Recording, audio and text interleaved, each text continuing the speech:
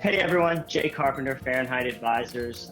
Been following us. We've had some leadership from different industries over the past few weeks, but we haven't gone into the healthcare space. So excited today to have my old friend, JMU alum, CEO of Virginia Urology, Miss Brigette Booth with us. Hey Bridget, how are you? Hey Jay, I'm great. How are you? Thank you for having me on today. Thank you so much for being here, and hope you and the fam, little ones, are doing well. Yes. Um, Going back to early March, just jumping right in, it seems like a long time ago. Y'all were It's a some of the blur. first, last 6 months. What year is it? Yeah. Um, you're some of the first responders in terms of your internal communication, external communication, early March hmm regarding COVID. So what was that time like in the healthcare space?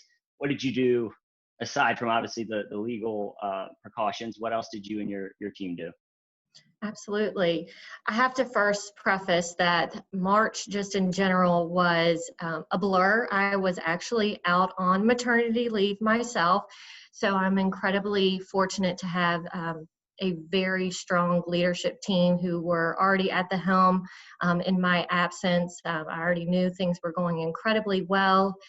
We started getting this rumbling of coronavirus, COVID, and we're like, okay, well, I think we're in good shape. And we went ahead and put in some measures to update our infection preparedness plan that we already had in place in response to other viruses that had come up over the past few years, such as Ebola. So we went ahead and tweaked those policies and procedures and ensured that all of our offices had the appropriate personal protective equipment and just quarantine certain spaces. So should anybody come in with the coronavirus or coronavirus-like symptoms, we could isolate them.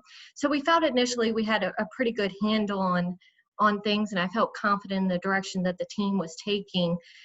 But as you can appreciate, things really just snowballed, and it really required the leadership team, including myself, to be all hands on deck, and they truly stepped up. We were kind of in our command center every single day, just really drinking from a fire hydrant with the amount of information coming out from the CDC and WHO and Virginia Department of Health, and really trying to get our hands around it um, so that we can ensure we were providing a safe environment not only for our employees, but our patients. That was critically important. And we wanted to ensure we were providing the most accurate information, which was, again, very hard when we would start the day with one plan, but by the end of the day, the information had already changed from those respective regulatory agencies, and we were having to quickly pivot and update our plan.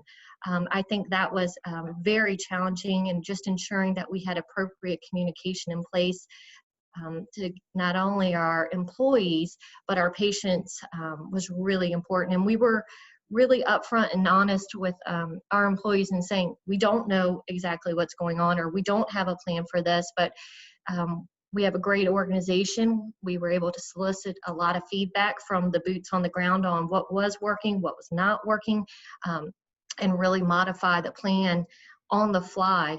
And again, I think that's a testament to the incredible leadership that I'm so fortunate to have on my team. We were very cognizant of obviously being in healthcare, being on the front lines with our specialty. We're providing urgent care. We treat cancer patients. It wasn't as something that we could just close our doors and say, we'll see you in a few months when this passes. So we had to be very creative, and we did a great job, I think, in being able to respond to our patients' needs by setting up telemedicine in just a few days, which was an incredible lift, but also being creative and thinking outside the box by providing kind of what we called a Euro on the go. We consolidated all of our offices down to one so that we can conserve PPE and allocate our resources accordingly. But it allowed us to keep patients from coming into the office where we were treating urgent care patients, to be able to for them to get some of their more routine services on a one-on-one basis without being exposed to others, and in a more controlled fashion. So we set up a tent in our parking lot and we staffed it that way. And it was actually a really great opportunity to be able to continue to render services to our patients. Again, I have to tell you, when this first really started coming on board in full steam, I was very apprehensive just knowing that on a snow day, even if it hasn't snowed, a lot of my staff would just call out.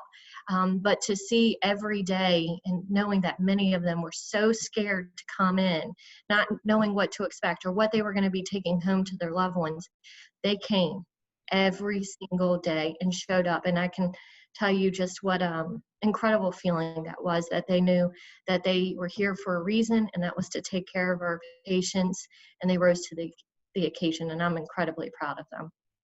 That's phenomenal. So I think a theme that keeps surfacing is having to pivot and change Yes. quickly, and kudos to you and the leadership team. So along with the Euro to Go program, what are some, so don't always want to focus on negative and looking back, moving forward, what are some positive things that have come from this for you personally, professionally, the group, that you see that'll be future fixtures in the practices? Absolutely. And I think a silver lining, if there is anything out of this current pandemic, is the ability to really break down some of the silos that we had in the organization across departments. Everybody kind of focuses on, what their team's doing, what their department is, and have this tunnel vision. But it really required an all hands on deck. And I think they got a better appreciation of what not only their colleagues were having to do, but we were asking so many other employees to take on roles and responsibilities that really were not in their scope. And it allowed them to see the bigger picture of what the organization is trying to achieve and ensuring that we're always providing the highest quality care to our patients. So I think it, again, broke down some of those silos and provided a different perspective on their colleagues and the amount of teamwork that's required to keep things moving. So it was very encouraging from that perspective. Absolutely. So Brigette Booth, she's the CEO at Virginia Urology, rushing back from maternity leave to keep the wheels on the bus alongside her leadership team that she gave a lot of credit to. Jay Carpenter, Fahrenheit Advisors. Everyone stay safe, and hope to talk to you soon. Very good. Thanks, Jay.